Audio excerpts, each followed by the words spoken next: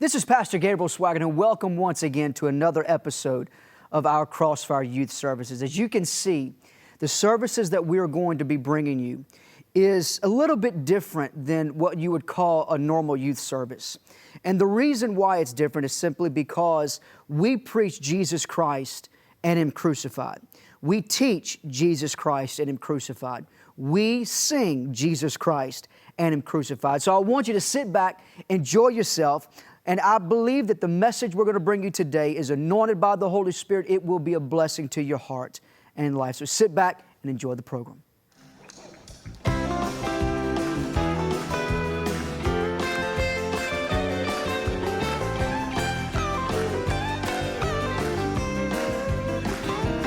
Let me tell you about the Comforter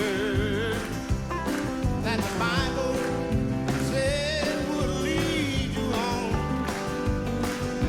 Jesus said that you'll have power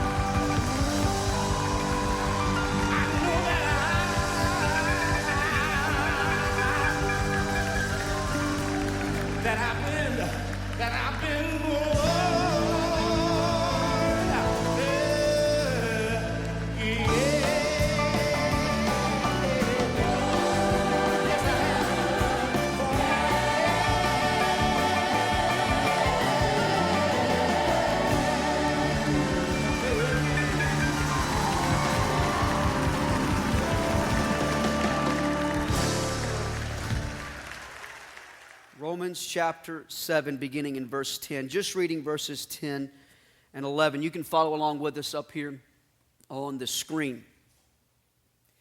Paul would write, "And the commandment which was ordained to life I found to be unto death. For sin, taken occasion by the commandment, deceived me, and by it slew me." And I want to use for a subject, ministering just for a few moments tonight, the same title that we have been using the last several weeks, a revival of the sin nature. But I'm going to add a little caveat to it. A revival of the sin nature, death and deception. Death and deception. Looking at these two verses, verses 10 and 11 here tonight. Let's pray. Heavenly Father, we come before you in the name of Jesus. And Lord, I ask that you would help us to rightly divide your word of truth. We thank you for the presence of the Lord that we have felt already in this place tonight. We thank you for your grace. We thank you for your mercy. We thank you that your love is everlasting. Anoint us tonight to minister and anoint our ears to hear what you would have us say. And Lord, I pray that you would help us to deal with this subject matter correctly. What we feel like you have laid upon our heart, and we ask it in the mighty name of Jesus. Amen and amen. Caleb, turn me down just a tad if you can. Within all of us, every single person, and I want to speak of all, not leaving anyone out. There is something inside of every single one of us, saved, unsaved, redeemed, unredeemed, that believes deep down in our hearts that we can do anything. And that's not necessarily wrong. I want to look at it from the believer's aspect here tonight for a moment. I want you to look back at your life after your salvation experience, and for some of you after you were baptized with the Holy Spirit, with the evidence of speaking with other tongues. And I want you to look back at the joy that you had, that the Lord produced, the excitement, the happiness. But I also want you to look back at the times in your life where you felt in your heart of hearts, I can do this. I can live this life the way the Lord wants me to live it. Not understanding, of course, every one of us have been in this boat. Some of us, as mentioned, you're in this boat now. Others are about to be in this boat. Well, if you're saved, you're in it. But there is something on the inside of all of us that we have the thought and the belief that we can do this. But you quickly find out from experience that you can't. Now, I want you to look at what Paul is saying here in this 7th chapter of Romans, and we need to look at this 7th chapter of Romans and realize that Paul was writing to us, believers. Yes, he was writing to believers in Rome, but he was writing to all believers. And he was telling all believers, put number 10, verse number 10 on the screen if you can, right quick. I want you to look at verse number 10. I want you to see what he's saying. And the commandment which was ordained to life, I found to be unto death. He was saying to all believers, I learned this from experience. I have found from experience that what I thought I was going to do turned out to be the complete opposite. Now, I want you to look at this. I want you to look back in your own life. I know I'm not the only one that has done this. Have you ever started something? On a path, on a journey, or something, whatever. And you had these grandiose ideas of how that things were going to play out.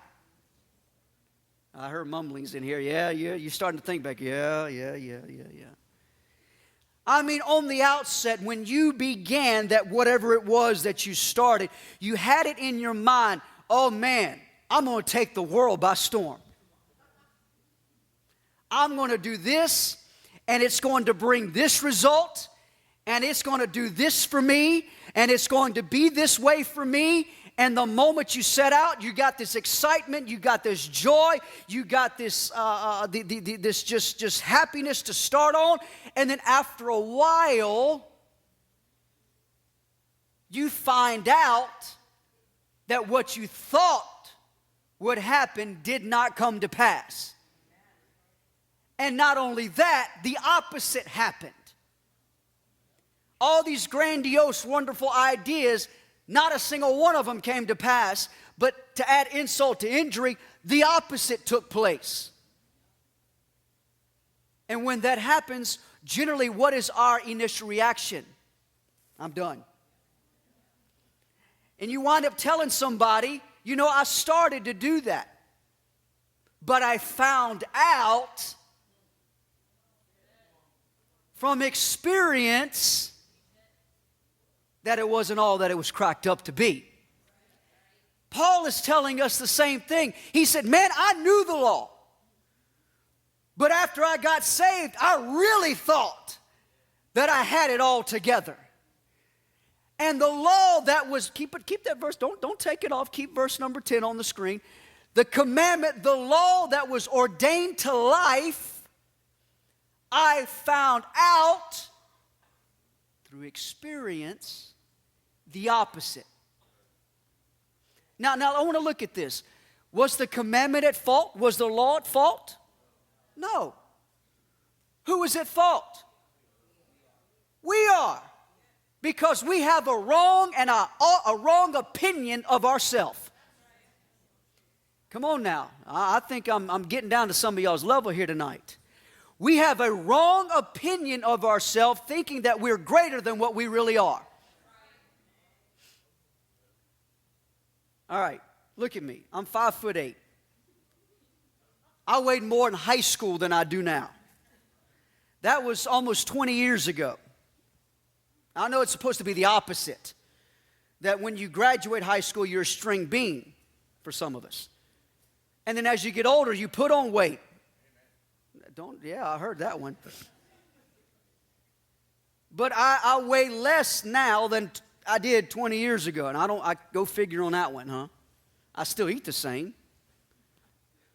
I mean, I was telling Keith the other day, we went on vacation, my wife and I, and our kids, we went with her side of the family on a vacation. We had a great time. And I told Keith one night, I said, Keith, you would be really disappointed, but he's disappointed in me every day because I eat like a pig.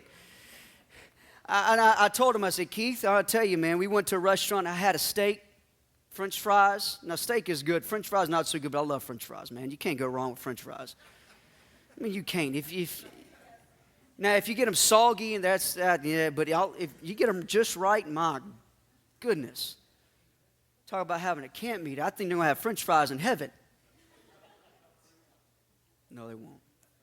And then I told him, I said, after dinner, they had a Dairy Queen. And if you know me, it ain't a trip until you've been to Dairy Queen. I got myself that medium-sized Oreo Blizzard.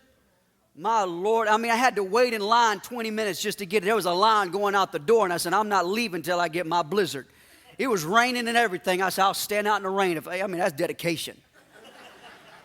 I mean, most of us, if it starts to rain, we come to church. Oh, we're out. It's raining outside. One drop, I can't go to church. It's raining. I might shrivel up and die. Dairy Queen, I'll stand in the rain if I have to. Ate my Dairy Queen, and it was so good. We got dessert for everyone, and Sam decided that she didn't want a Dairy Queen. She wanted a slushie. And right across from the hotel where we were staying was a snowball stand. So I said, well, Sam, I'll go ahead and take you. So I grabbed the girls, Sam, Abby, and Caroline, and we went on down, and Abby is just eating her little, thing and whatever, and didn't eat but 3 bites of it and was full. And I think I wound up eating some of that too. And we get to the snowball stand, and Sam decides she wants her little flavor, and I'm looking at it, and I'm thinking, I already had a steak, I already had French fries, I already had a Blizzard. Why not just go to town on this and just add a snowball to it? And I got me the biggest snowball I could find. And I mean, I ate that sucker, and it was so good. My Lord, it was so good. And I told Keith, man, you'd been disappointed. I laughed at him the whole time. I said, look, I'll just be honest with you, Keith. We're all going to live. We're all going to die. You might as well die happy. Where did I get off on that subject now? I don't know. We'll get back to it. But we think, now listen, I want you to look. You just look at my frame. I'm not big. But sometimes we have it in our minds, spiritually speaking, that no matter our size, we can do all things. Emphasize the I and de-emphasize through Christ. Okay. And we understand this, and so we got to look at this. Paul started out on that direction, trying to live by self-effort, depending upon, the commandment, the law. The law, the commandment, is life. It's holy, it's right, it's just, given by God. But he found out quickly, I shouldn't say quickly, but he found out that which was ordained to be life for him became death. What does that mean? Did he die? No, he didn't die. He failed. And he lived a life of spiritual failure. Man's effort. You just look at the Christian church right now. It is full of self-effort. It's full of being a better you.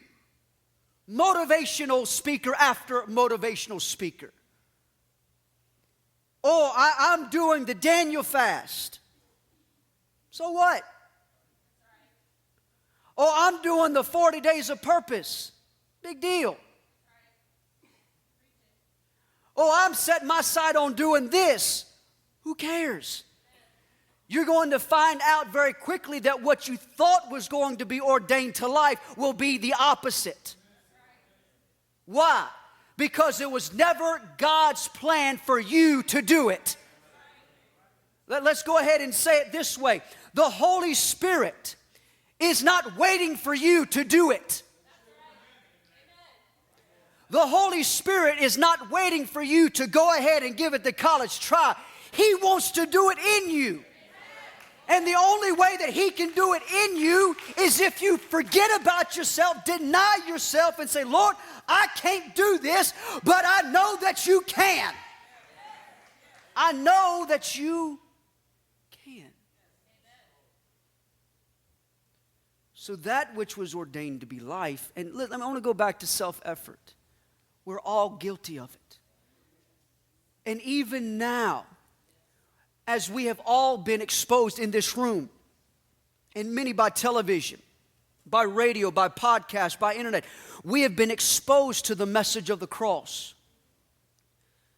But how easy it is for us to leave that and move back to self-effort. How easy it is to lose track of where we need to place our faith and begin to look to something else altogether. And don't look at me like, oh, I've never done that. I'll be guilty. I have. And man is full of self-effort. And the flesh is hard. It's a hard thing to die. It's so easy for us to depend upon the flesh. To say that, yes, I can, when the Holy Spirit's saying, no, you can't. You ever played that game as if you have siblings? Yes, I can. No, you can't. Yes, I can. No, you can't.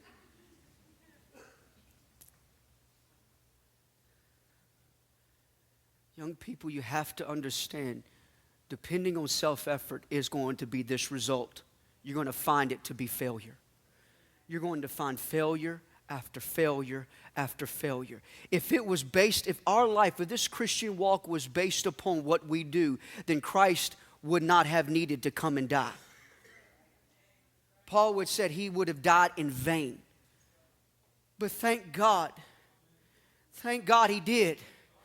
Because we understand we all had to come to that brick wall, so to speak, to realize I can't do this. No matter how hard I've tried, and Paul was saying this, through effort, through self-effort, through this and that, and through trial and error, I found that I can't do it. Found it to be failure. Go to verse number 11. Paul would say, for sin, taken occasion by the commandment, deceived me and slew me. That word deceive means to beguile. As the serpent beguiled Eve, deceived her. We have it at times in our mind that through self-effort, through keeping of laws of any kind, it doesn't matter what it is. If it's not faith in Christ and Him crucified, it is going to be a law. Now, I don't think I caught you there. I think some of you are not, you're kind of, what are you talking about a law? If your faith is in the doing of something, whatever it may be, however right and righteous it may be, or religious it may be, if your faith is in the doing of whatever it is, you have made that thing into a law.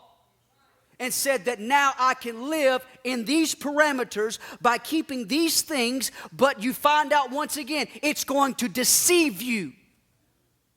Is that once again the commandment at fault? No, we are.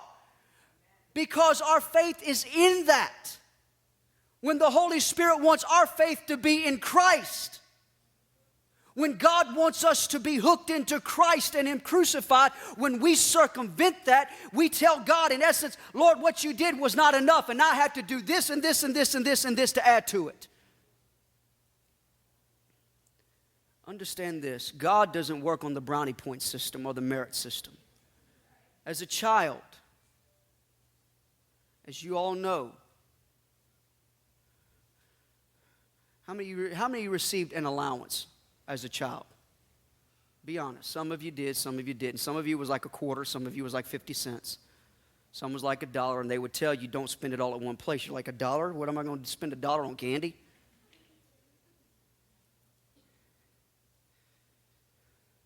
God doesn't work on the fact that if you've earned something, you've done something, then you get something.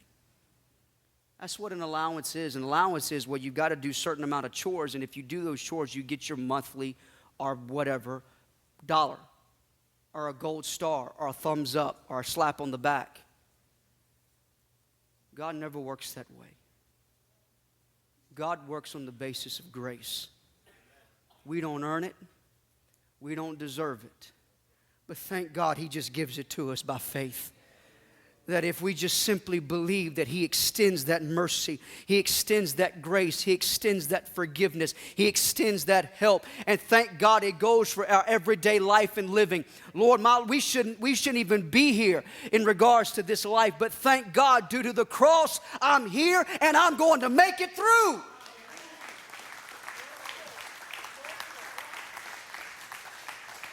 Deception, beguiled, deceive. We think we can do it, but we're deceived. Understand you can't. Sam, when she was, I guess maybe 3 or 4, she was staying at my mother-in-law's house. And Sam had figured out where she kept the snacks. And she herself climbed up, whatever it was, something to get a hold of the snacks. And Carolyn walked in there and looked at her, and Sam's holding the snacks in her hand. And she looks and says, Sam, how did you get up there? Sam's response, as innocent as always, I can do all things through Jesus Christ. You see, she did it herself. But her response was, I can do all things through Christ. Caroline can't talk. She has her little words and that she says. And I can almost tell you right now, if you can't find her, I know where she is. She's opening up the pantry to get the cookies.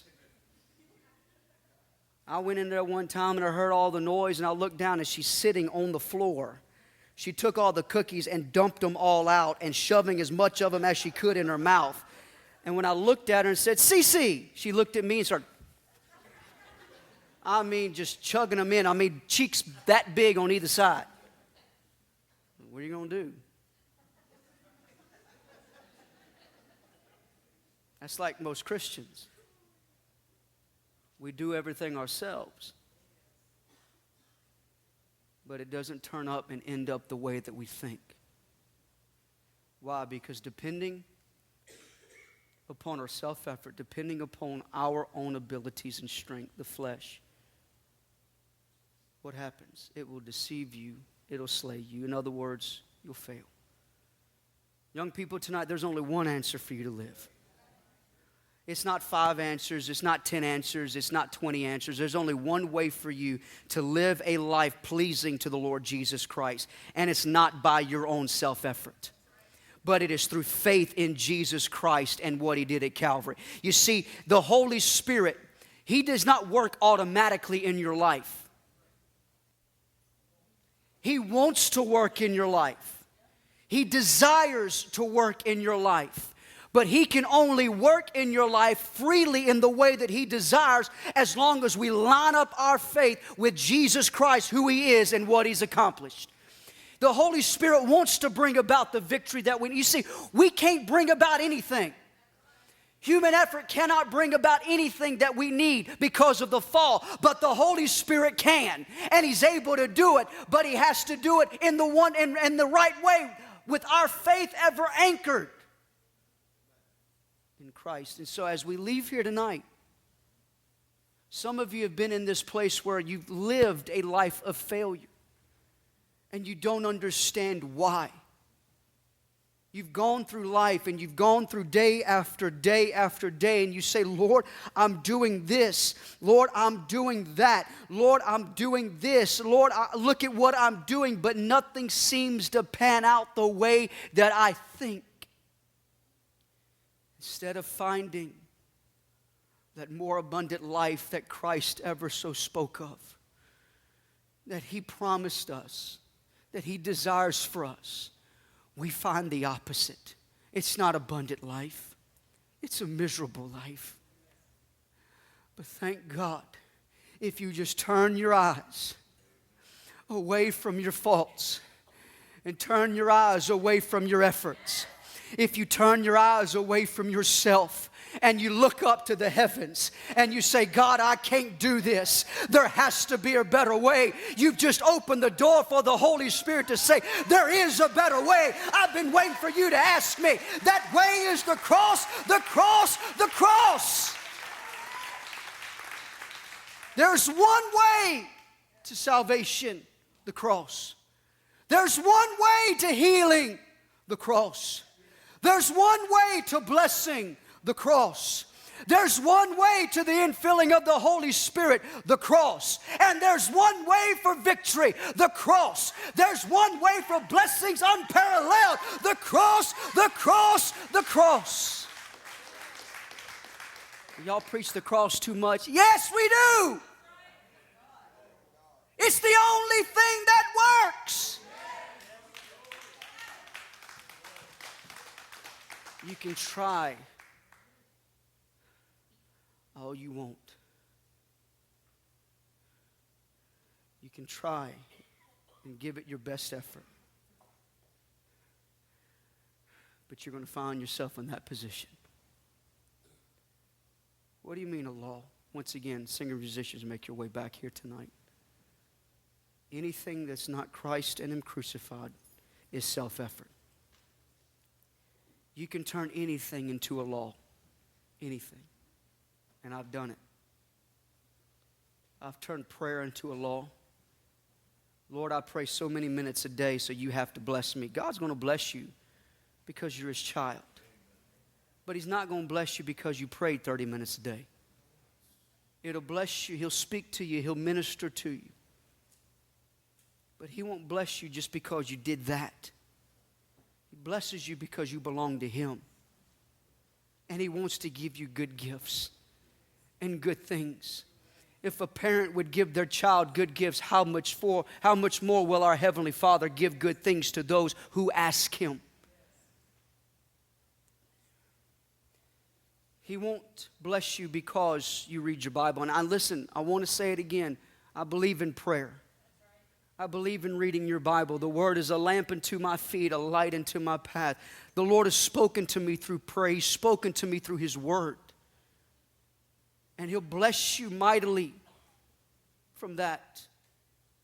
But he won't bless you because that's what you do. He blesses you because you're his child. But greatly more, just think of what he'll do when your faith is anchored in the right object. Just think of what he'll do when you're anchored, when your soul is anchored in Christ and him crucified. Just think of what the Holy Spirit, you see, the Holy Spirit wants to move in your life. But he'll move as long as we look to the one who's done it all. Quit looking at yourself and saying, do, do, do. Look to the one that's already done it. Quit saying, do, do, do, and start believing, done, done, done. The cross paid it all. That includes your victory. That includes your everyday life and living. Now, I'm not going to tell you that just because you've tuned in to the message of the cross that everything's going to go your way. It'll be the opposite. Get ready for the greatest fight of your life. But it's a good fight. And it's a fight that we can win because it's already been won. It's the good fight of the faith. Keep your faith anchored on Christ and him crucified. And you're going to wind up going from here to saying, sin shall not have dominion over me. Why? Because of what Christ has done for me. That's why we encourage you here tonight and every Wednesday night. As Paul is saying, I've learned this from experience. I have too. And some of us in here can say, we've learned this the hard way. But we're here telling you, you don't have to go that way. You can come out of it a lot easier than what we did. Because you don't have to unlearn a bunch of stuff that we did. But you can say, Lord, it's not in me. It's in you. You've delivered me from this body of death through what you accomplished at Calvary's cross. I'm now in Christ, and I am resting in Christ. No longer am I bound. Yes, I may fail. I don't believe in sinless perfection. There's only been one that's ever been sinlessly perfect, Christ. But I'm in him, and he's in me. And you can't go wrong with him being in you and you being in him. Amen? Let's give the Lord a hand clap of praise. Stand to your feet. I'm not sure what they're going to be singing here tonight. And I tell you what I want us to do. Let's just sing that first worship song again. That's a good song. I've never heard it, but it's a good song. And before we dismiss, let's just raise our hands tonight. And let's just begin to worship him. And let's just have a moment of worship as Emily sings this song. Praises to you. Come on, just sing praises to his name tonight.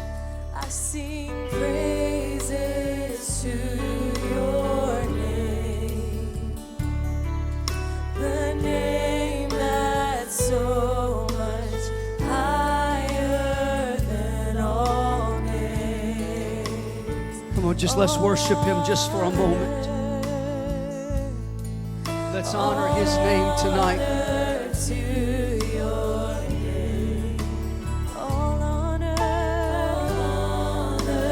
All honor to your name.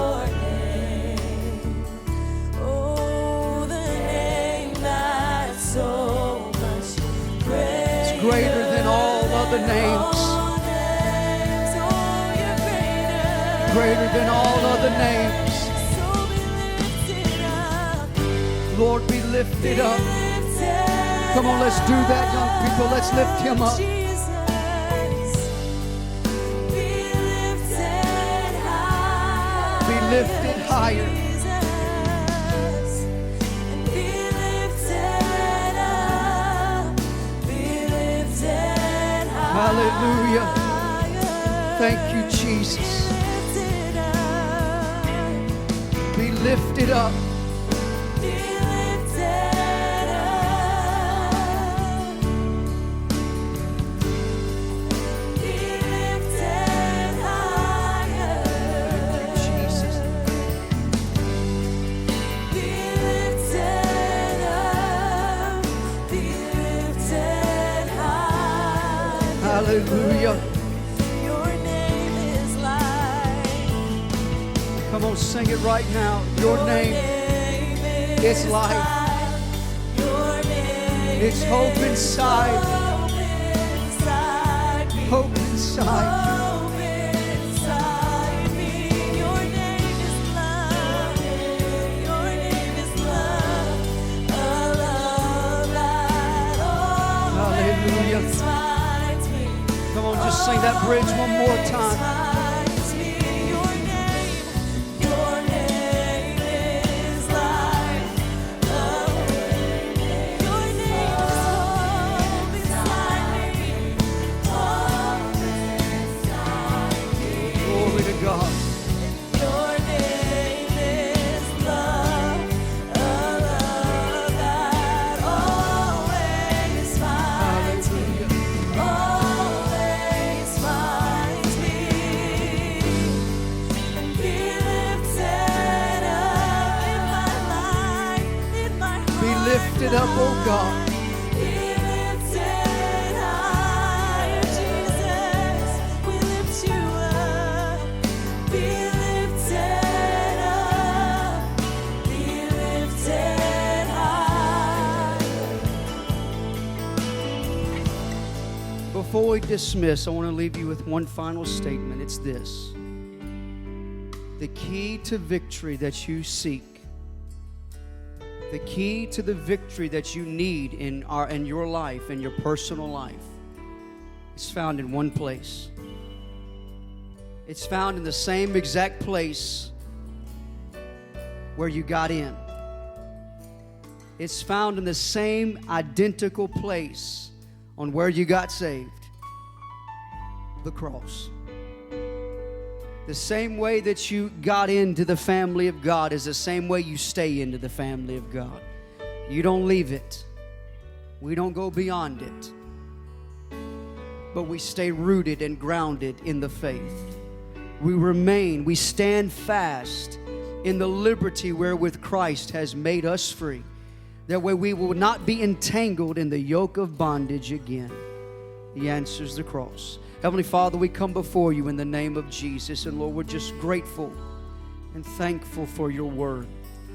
Lord, I pray that this word would minister to the hearts and lives of those that are here and those that are watching and listening around the world. I pray that your Spirit would reveal to them that their answer is found in the cross alone and nothing else. We thank you for Calvary. We thank you for the cross. And we lift up your name tonight, believing for victory over the world, the flesh, and the devil. And we ask it in the name of Jesus. Let's put our hands together one more time tonight. Come on, let's just sing that chorus one more time. Turn around and love your neighbor. Tell them there is victory in the cross. We love you. God bless you. We'll see you next Wednesday night, 7 p.m. Bring a friend. Bring somebody with you. God bless you. I hope and pray that you've enjoyed today's program. And I really believe it was a blessing to your heart and life. But before we close off and before we sign off for tonight's program, I want you to do me a favor. I want you to tell others about the Crossfire program. I want you to tell your young people, your young adults in your church to tune in every week to our Crossfire Youth Ministry services. And I know as what we are preaching, what we are giving to the people, it will be a blessing. Thank you so much for being with us today. This is Gabriel Swaggart saying we'll see you next time in the Lord.